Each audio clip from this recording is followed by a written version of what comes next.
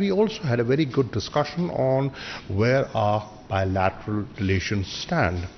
And I share that they are strong, they are valued on both sides, and we have fortunately now developed a platform called the ESD platform, the Enhanced Strategic Dialogue Platform, for further engagement and to have frank, candid discussions so that there are tangible outcomes from those discussions. I've invited the Foreign Secretary that the next meeting, the next review of that ESD should take place as soon as possible. We have to host it in Islamabad, and we will be happy to host you in Islamabad for that dialogue.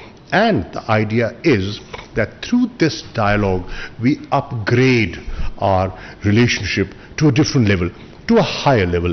That is my desire.